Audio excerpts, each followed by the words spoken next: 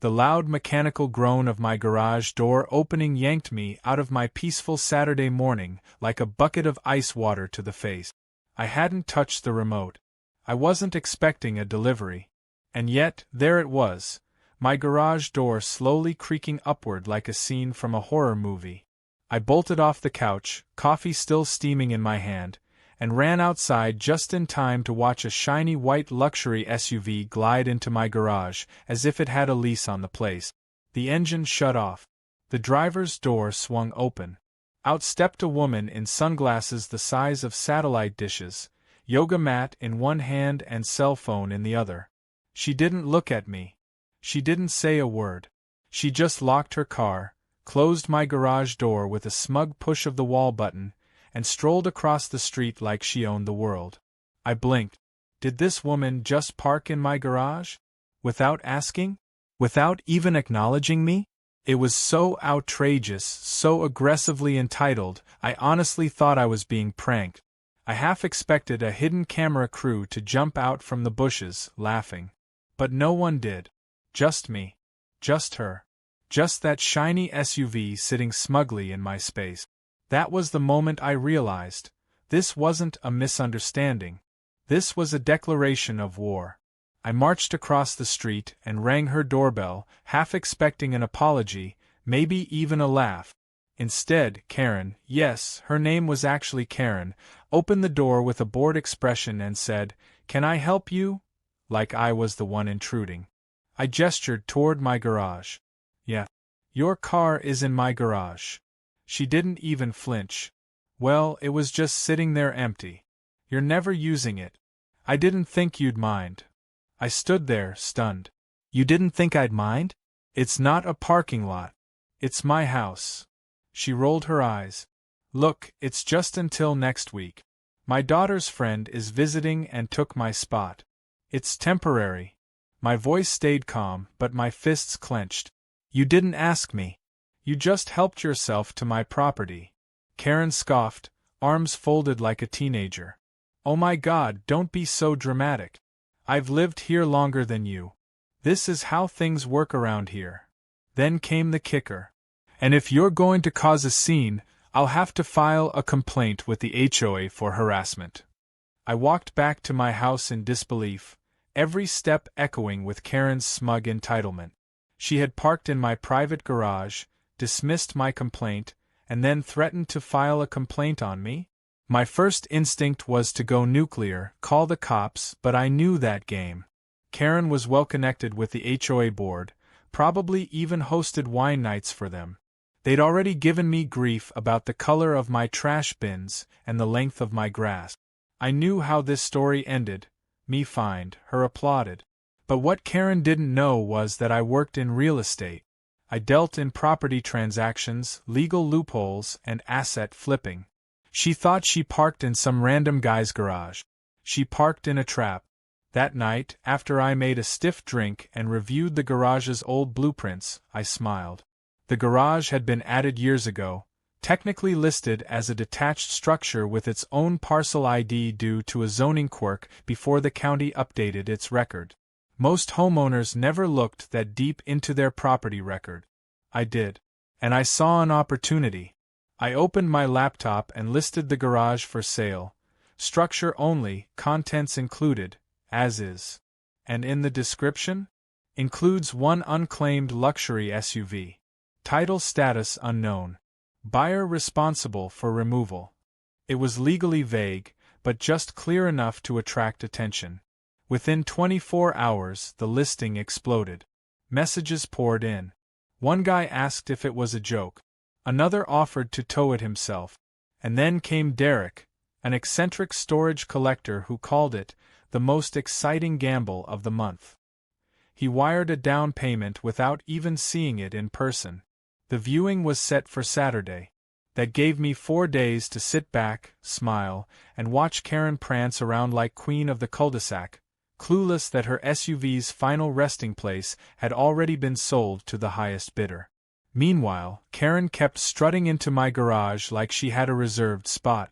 Every day around noon, she'd walk across the street in her yoga gear, pop in to grab something from the car, and walk out like a landlady checking her property. I didn't say a word. I just kept filming from my doorbell camera, documenting everything. She even waved at me once. I waved back. It was delicious. By Thursday, the HOA sent me a letter. Not about Karen, of course. No. They cited me for unauthorized real estate signage, even though I hadn't posted any. It was clearly Karen's doing. She had sniffed something was up and was now flexing her HOA puppets. But it didn't matter. The sale was already in motion. I sent them a response with the property parcel number and zoning clarification. And then I made a little note at the bottom. Any further interference with my lawful transaction will be considered harassment and dealt with through my attorney. I don't have an attorney. But they didn't know that. Friday night, Derek messaged me, excited for the big haul tomorrow. Can I bring a crew? I told him absolutely. I also told him not to remove the SUV. Buyer assumes possession of all included assets unless otherwise forfeited, I wrote with a wink. He laughed. Even better. My buddies will love this story. Saturday morning, just as Karen was heading out for her usual latte run, Derek's truck rolled in. A trailer attached. 3 guys hopped out, bolt cutters, tools, clipboard. Karen stopped cold on her porch, sunglasses halfway up her face. She stormed over like a reality show villain. Excuse me. What are you doing? Derek handed her the bill of sale. Just here for my new garage. Says here everything inside is mine, too. Karen's face twisted into confusion, then horror, then rage. You sold my car? That's my SUV, she screeched. I stepped out with a calm smile. Correction. You left your SUV on my property without permission. 4 days. It became part of a sold structure. You never asked. Never paid rent. And you refused to remove it when warned. She screamed something about calling the police. I held up my phone. Already did. They're on their way. I invited them to witness the sale. Karen's voice cracked, her eyes wide. You're insane. But I wasn't. I was methodical. I was precise. And I was about to become a neighborhood legend. As Derek's crew began detaching the garage's side panels and preparing it. Derek and his crew worked with a kind of cheerful efficiency that only made Karen's fury boil hotter. They were joking, laughing, taking pictures, completely unbothered by the fact that an irate woman in overpriced athleisure was shouting threats just a few feet away. One of them even offered her a donut as they started cutting the bolts on the garage's base. She smacked it out of his hand, and the rest of them erupted into laughter. Meanwhile, I stood a few feet back, arms folded, watching it all unfold like a live-action sitcom. Karen paced up and down the sidewalk, still yelling about how this was illegal, how she was going to sue me, how I had stolen her car, but she was being completely ignored. Derek handed me the final signed documents, including the transfer of sale, with a grin that said he couldn't believe his luck. The SUV, of course, was still sitting there in the garage, perfectly centered like a centerpiece at an auction. Karen had no idea that in her rush to assert dominance, she'd walked right into a well-placed legal trap. By the time the police finally arrived, the entire neighborhood had gathered to watch. It was like a block party with lawn chairs and popcorn. Some were filming, others were whispering gossip that would fuel the HOA's group chat for months. The 2 officers approached calmly, likely having been briefed already on the situation. I greeted them with the kind of casual confidence that comes from knowing the paperwork is bulletproof. Karen sprinted toward them, shouting about grand theft auto, fraud, property invasion, and about 12 other accusations that had no legal standing. One of the officers raised his hand, stopping her mid-rant, and asked for proof of ownership of the SUV. Karen blinked, then started digging through her purse for the registration, mumbling under her breath. When she finally pulled it out, one of the officers gave it a long look, then exchanged a glance with his partner. Well, ma'am, the officer began slowly, this registration expired last year. Karen blinked again, as if the words didn't compute. That's impossible, she said, snatching it back and examining it like she was seeing it for the first time. The officer continued, "And there's no active insurance listed on file for this vehicle either. Is that correct?" Karen stammered, struggling to form a sentence. Then he turned to me. "Sir, can you confirm how long this vehicle's been parked on your property?" I showed him the security footage compiled from my doorbell cam, timestamps and all. It included the moment Karen first parked it and every day she came in and out of the garage afterward. The officers watched a few clips and nodded. "Looks like you've got everything documented," one of them said. "And you're saying this is a separate structure that you've sold to Mr. Derek here?" I handed them the property sale documents, which they read carefully. After a pause, the first officer turned back to Karen and said, "Ma'am, unless you can prove a rental agreement or documented permission to use this garage, you have no legal claim to the structure or its contents. In fact, given the expired registration and the lack of insurance, we should technically tow the vehicle ourselves for being unlawfully parked." Karen exploded. "I live here. This is a community. I shouldn't need a contract to use a neighbor's empty space." Her logic was so warped it was almost funny. The officer gave her a tired look. "You're right, ma'am, this is a community. Which means respecting other people's property." Then he added, "You're lucky he didn't have it towed a week ago. Technically, he still can." Karen looked at me like she wanted to breathe fire. She stomped back to her house, screaming that we'd all regret this, that she'd have the entire HOA on this like white on rice. I smiled politely, as if she hadn't just made another empty threat. The truth was, I already knew what the HOA would do. Nothing. They were too spineless to challenge her when she was just a nosy neighbor. There was no way they'd come after me now that she was publicly exposed, her registration expired, her insurance lapsed, and the entire street watching. Her social currency was officially bankrupt. Derek's crew continued their work, now removing the side panels of the garage and starting to jack up the base from its concrete slab. It wasn't going to be easy to move it, but they'd done it before. Mobile garages, storage units, even prefab studios. He specialized in odd real estate transactions. That was part of why he jumped on the deal. That and the SUV-shaped bonus. A few neighbors started chatting with me, some even congratulating me for doing what they'd always wanted to but never had the nerve. "She's been walking all over people for years," one woman muttered. "Good to finally see someone give her a taste of her own medicine." Another neighbor, Jeff, leaned in and whispered, "She threatened to call child services on my wife because our kid ran through her lawn. That was 2 years ago." I nodded, unsurprised. "This was long overdue," I said. By the time the garage was finally detached, it looked like a scene from a DIY documentary. The structure was gently lifted, reinforced with steel braces, and rolled onto the trailer using heavy-duty rollers and straps. Derek made sure the SUV stayed intact inside, even double-checking that it was secure for transport.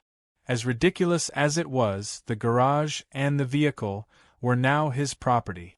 Legally, cleanly, and publicly. Karen reemerged from her house as the crew began tightening the final bolts and preparing to drive away. She stood at the curb, shaking with fury, phone in hand, no doubt filming for whatever failed attempt at social justice she thought might save her pride.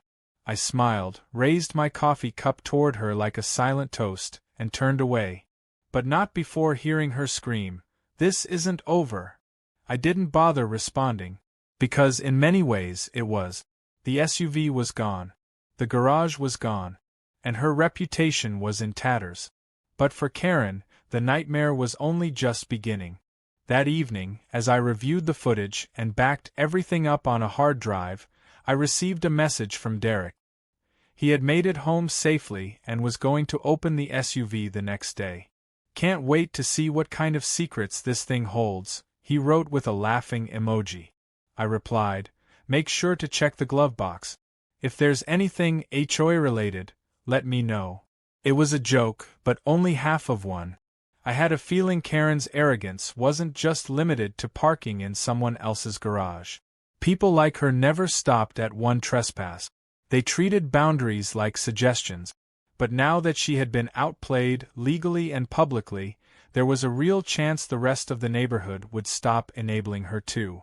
And if not, well, I had more cameras, more footage, and more legal tricks up my sleeve than she could ever imagine. Karen didn't waste any time. The very next morning, she was on the warpath. Her voice echoed across the street as she shouted into her phone loud enough for half the block to hear. She was pacing in her driveway, barking orders to someone, probably her cousin who once went to law school for a semester and now billed himself as a legal consultant. She mentioned words like lawsuit, defamation, and property theft as if saying them loud enough would make them real. From my living room window, I sipped my coffee and watched the chaos unfold like it was a Saturday morning cartoon. But what Karen didn't realize was that every word, every threat, every wild accusation she was hurling into the air was being captured on my high-definition security system. Her tone, her claims, her threats, everything was being documented, and at this point, it was less about defense and more about entertainment. Just after noon, a silver car pulled up to her driveway and out stepped a man in an ill-fitting blazer holding a briefcase that looked like it hadn't been used since the early 2000s. Karen rushed out to greet him like she was meeting a celebrity. She pointed frantically toward my house and toward the empty spot where the garage used to be. He nodded slowly, then followed her inside. 10 minutes later, they were knocking on my door. I opened it with a smile, already recording on my phone. The man introduced himself as Brian, Karen's cousin, and said he was here to mediate the situation before it escalated legally. I invited them both to sit on my front porch. Brian pulled out a worn notepad and began outlining a completely fabricated scenario in which Karen had been given implied consent to use my garage due to long-term community coexistence. I couldn't help but laugh. Karen's arms were folded so tightly, she looked like she was trying to keep her head from exploding. I let him go on for a few minutes before I calmly handed him a folder.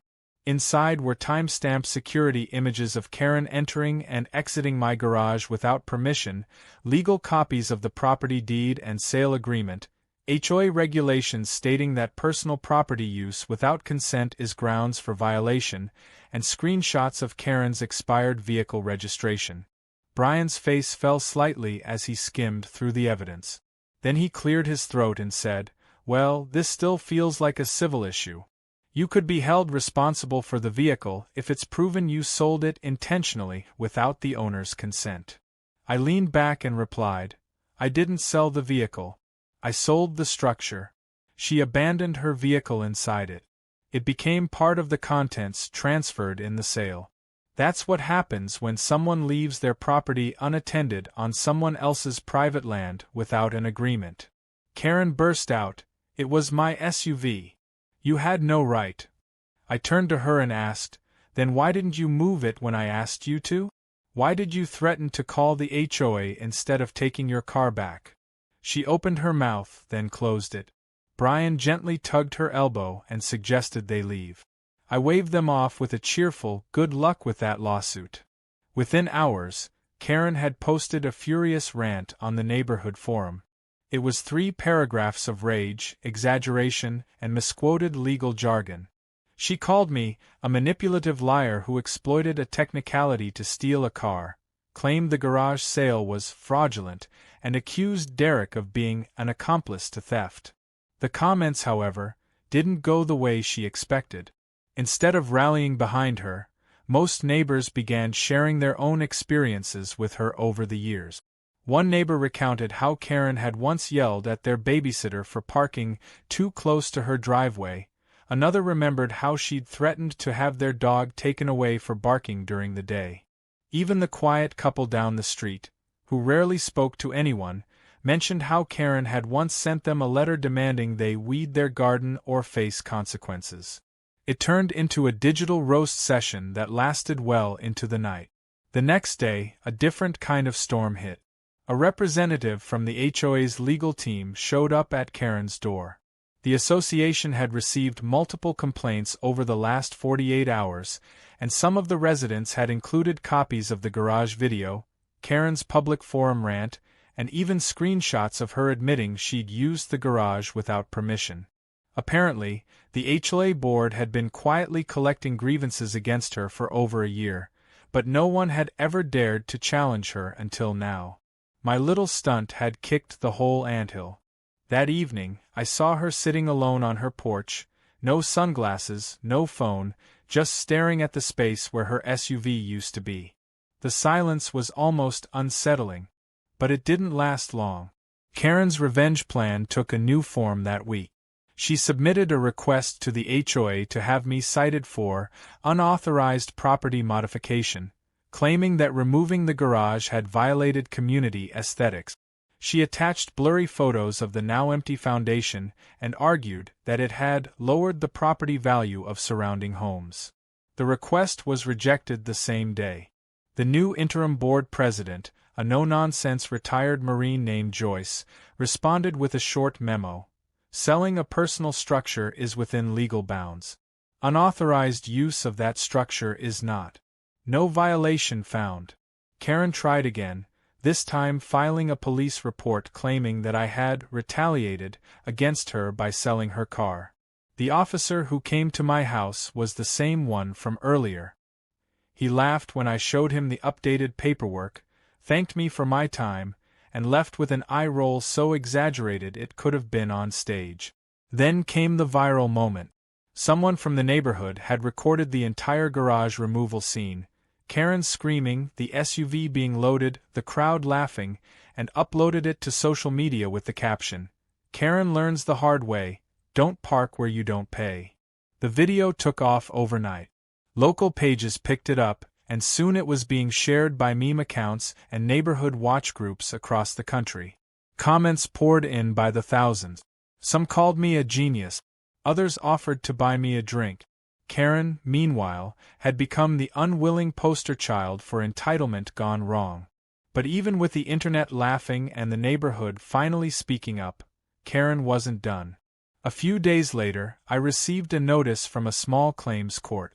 She was suing me for the value of the SUV, claiming I had profited off of her property. The amount listed was laughably high, nearly double what the vehicle was actually worth. I wasn't worried, though. I had documentation, witnesses, and legal precedent on my side. But more than that, I had patience. People like Karen relied on others to stay quiet, to back down when faced with drama. But not me. I had started with coffee and ended with a courtroom invitation. And the best part was, I wasn't even close to finished. The court date approached faster than I expected, though I had nothing to worry about. Karen, however, seemed to think it was her moment of redemption. She strutted around the neighborhood again, chin high and smugness fully recharged, as if she'd already won. She told anyone who'd listen that she had a rock-solid case, and that I'd be forced to pay for what I'd done. She even went as far as handing out mock legal notices to neighbors, claiming they were now witnesses and could be subpoenaed if they didn't support her story. It was the most desperate attempt at intimidation I'd seen, and the neighborhood reacted exactly how you'd expect. Laughter, memes, and more silent cameras pointed her way. But while Karen played make-believe in suburbia, something was brewing that would knock the floor right out from under her. The morning of the hearing, I walked into the small claims courtroom calm, collected, and with a neatly organized binder of documents. Karen was already there, pacing in heels that were clearly too new for comfort and flipping through a stack of loose papers with red ink scribbled all over them. Her cousin Brian was sitting beside her, looking like he'd rather be anywhere else. When the judge called us up, Karen launched into an emotional monologue about betrayal, how she was tricked, how she trusted the neighborly system, and I had maliciously exploited her momentary use of a space. She even called it a community trust violation. The judge cut her off and asked for documentation of ownership of the SUV. She handed over a copy of the expired registration and a photo of her standing beside it. The judge raised an eyebrow and asked if the car was insured at the time of the incident. Karen stammered, Well, I had let it lapse for a little while because I wasn't driving much and, the judge raised a hand. So the vehicle was not currently registered or insured at the time of the alleged loss? Karen's lips tightened. Not at that exact moment, no. Then it was my turn. I calmly explained the situation, handed over the full chain of documentation, the video footage, the correspondence I'd had with the HOA, and copies of the legal sale contract. I highlighted the part that clearly stated the buyer accepted the structure and its contents as is, which Karen had been told about but ignored. I included printed comments from the HOA president acknowledging that Karen had no permission to use the garage. I even provided screenshots from her own online rants, where she effectively admitted to parking there because she believed empty space is community space. The judge flipped through my binder, pausing occasionally, nodding slowly. After 10 minutes, she looked up and said, "Ms. Karen, this isn't theft. It's poor judgment on your part. Case dismissed." Karen's mouth fell open like a trapdoor. Brian whispered something to her, and she shoved him aside and blurted out, "But he tricked me." The judge didn't flinch. "You chose to park your vehicle on private property without permission, ignored requests to remove it, and failed to provide valid ownership paperwork. He followed the law. You did not. Move on." Walking out of that courtroom felt like a victory lap. But the real fireworks were waiting for me back home. That same afternoon, the new HOA president Joyce knocked on my door with a box. Inside were anonymous documents that had been slid under the office door. They included years of transaction logs showing Karen had quietly funneled HOA maintenance funds to approved services that only covered her property.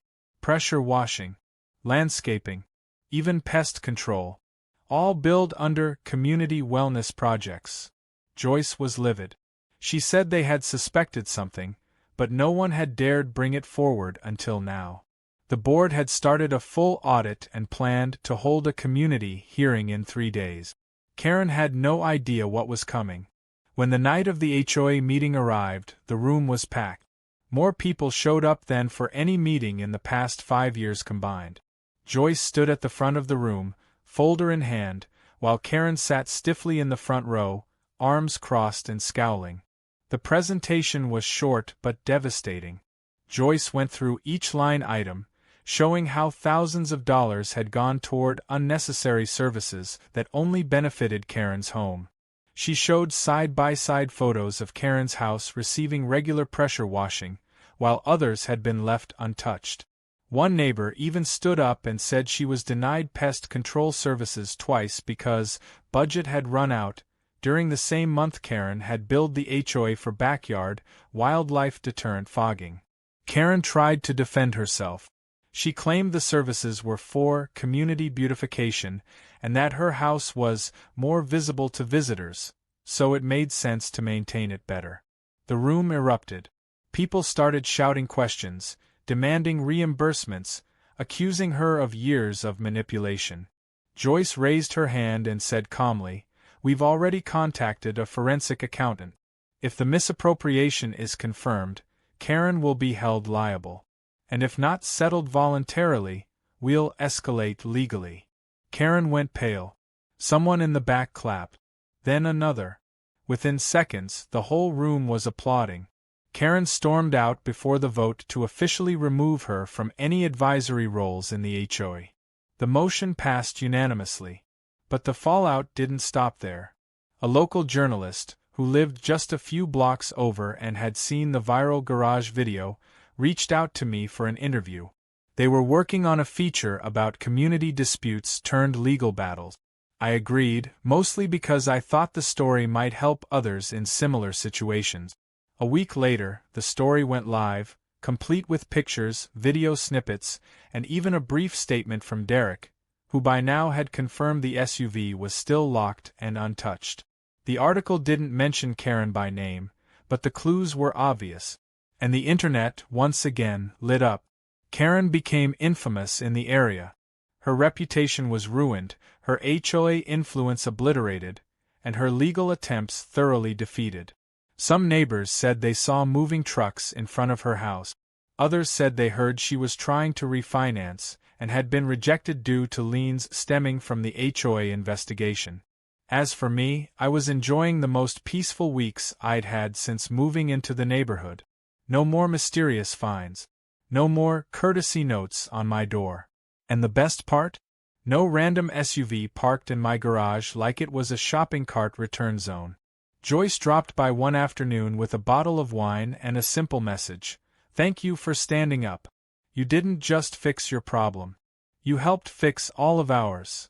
I raised my glass and replied, "I didn't start this for anyone else. But I'm glad it helped. Because sometimes, all it takes is one person refusing to be walked on for the whole system to start standing upright again." A few weeks passed and everything in the neighborhood began to settle. The atmosphere felt lighter, almost as if some lingering storm had finally passed and the skies had cleared for good.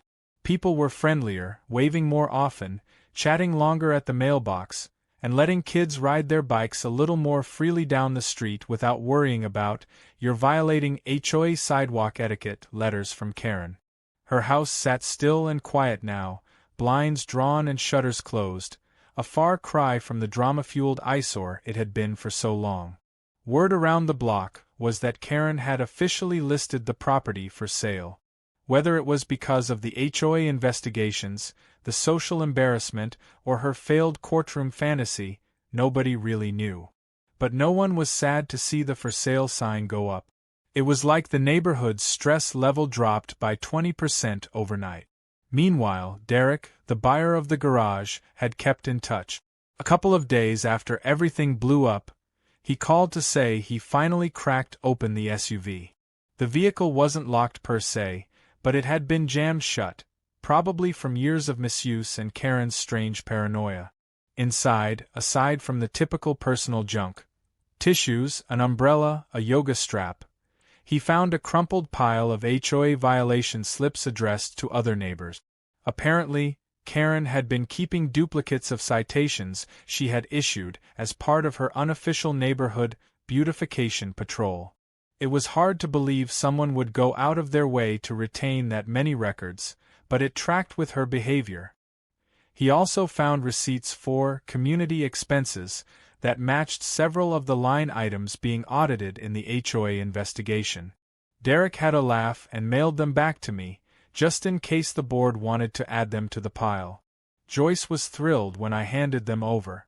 It added fuel to the fire and backed up several of the paperless claims neighbors had made. Karen's case, which had once been petty drama, was now forming the basis of a community-wide policy overhaul. The board decided to amend several rules to prevent future abuse, including a clause that required clear documentation for all HOA expenditures and member use of any shared or non-shared resources. Then came the neighborhood meeting to elect the new long-term board. Joyce, of course, ran unopposed for president. She was the hero now, not just for taking action, but for restoring dignity to a system that had been corrupted for too long. As I sat in the meeting, sipping bottled water and watching residents vote with real enthusiasm for the first time, I realized how far everything had come from one small act of pushback. It had started with Karen treating my garage like her personal valet service, and now here we were, an entire neighborhood realigned, empowered, and no longer afraid to speak up. Karen didn't attend the vote. In fact, she hadn't shown her face in days. Some said they saw her sneaking out early in the mornings or returning late at night, always keeping her head down and sunglasses on. One neighbor whispered that she'd been overheard on the phone complaining about ruined credit, legal fees, and those people. The irony of it all wasn't lost on anyone. For someone who had spent years bullying, tattling, and micromanaging everyone around her, she had crumbled the moment she faced real accountability. And not the loud, angry kind she used. Real, methodical, procedural accountability that came with documents, meetings, and decisions she couldn't shout her way out of. As for me, I decided it was time to rebuild the garage. But this time, it wasn't just going to be a simple structure. I hired a team to design a modern, reinforced, solar-powered garage with license plate recognition, motion sensors, and tinted windows. I had it painted a sleek slate gray with a beautiful wooden trim. And on the front of the door, I installed a custom sign made of polished steel that read, "Private property. Violators will be sold as is." Every neighbor who walked by laughed. Some even took selfies in front of it. The delivery guys called it legendary. One kid told his dad he wanted to be like me when he grew up. I told him he just needed to learn how to say no to people who thought they were above the rules, and be ready with paperwork. The new garage wasn't just a structure. It was a monument to boundaries. It was proof that one well-timed act of defiance could ripple outward in all directions, changing more than just your own life. The funny part was, I hadn't done any of it out of some grand moral crusade. I just wanted my space back. I wanted to drink my coffee in peace. But in doing so, I showed everyone what was possible when you didn't back down to entitlement dressed up as community involvement. One afternoon, as I was rolling my trash bin to the curb, I noticed a moving truck pulling into Karen's driveway. A couple of guys started hauling furniture out, chairs, lamps, a few boxes. Karen came out only once, her face covered in oversized sunglasses, head down, barking something at one of the movers. She didn't look in my direction. She didn't wave. She didn't even acknowledge the sign on my garage. She just climbed into the passenger seat of a black sedan and disappeared down the street without so much as a goodbye. A few days later, her house listing disappeared from the real estate site. Rumor had it a quiet retired couple had bought it, people who had no interest in community politics or HOA drama.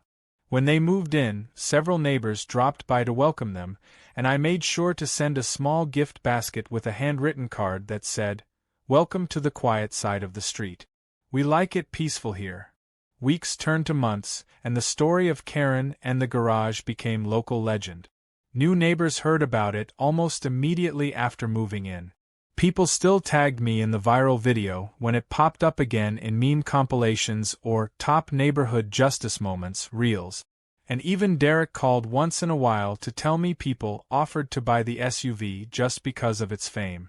He said he was holding on to it though, not for value but for the story. He parked it in a private unit at a storage museum. Called it Karen's Chariot. Looking back, I didn't regret a single thing. Not the legal prep, not the court hearing, not the long talks with the HOA.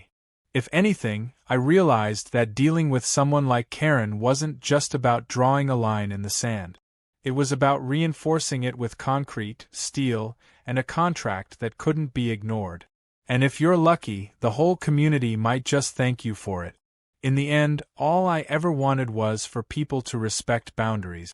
I didn't think I'd end up turning my garage into a courtroom, a symbol, and a meme in one go, but sometimes the best stories start with something so absurd it could only happen in real life. And when they do, the only thing you can do is stand your ground, smile, and make sure the paperwork's in order. Because if someone like Karen parks in your space uninvited, the best revenge isn't just getting them out. It's making sure they never forget whose space it was to begin with.